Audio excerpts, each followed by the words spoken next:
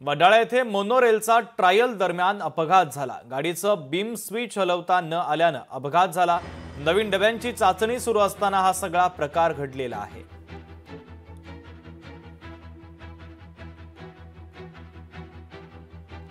तर नवीन डब्यांची चाचणी सुरू असताना हा सगळा प्रकार घडलेला आहे। या संदर्भात मोनोरेल अधिकारी चंद्रकांत काकडे यांच्यासोबत संवाद साधलाय। लोकशाही मराठीचे प्रतिनिधी स्वप्नील जाधव यांनी पाहूयात।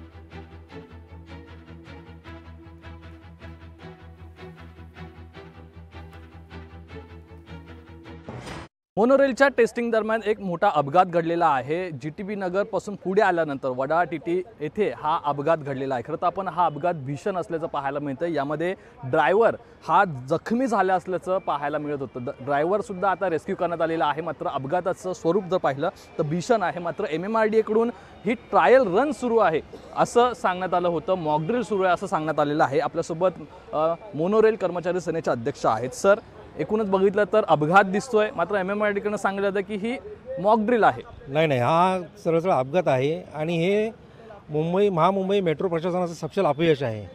कारण की कोणताही पूर्वानुभव नसताना महामुंबई मेट्रो प्रशासनाला या गोष्टी चालवायला दिलं, हा मोठा प्रशासनाने चुकीचा निर्णय घेतला होता असं मला वाटतं। आणि या अशा वारंवार घटना घडत असल्याकारणाने आमच्या संघटनेचे विशेष सल्लागार माननीय श्री राहुल शेवाळे साहेब यांनी त्याच म्हणजे मागच्या 20 तारखेला जो घटना घडली होती 20 ऑगस्टला, त्यावेळेला त्यांनी स्पष्ट सांगितलं होतं की या ठिकाणी एक रेस्क्यू टीम तयार करा। पण अजूनपर्यंत कुठल्याही प्रकारचे या प्रशासनाने मनावर घेतलेलं दिसत नाही। स्पेअर पार्टचं मागवले असते तर गाड्या बंद पडायचं कारणच नव्हतं। गाड्या बंद पाडण्याचा घाट हा कुणी घातला आणि का घातला याच्यावरतीचं संशोधन होणं फार गरजेचं आहे। हे प्रकरण लोकांच्या जीवाशी खेळ आहे का?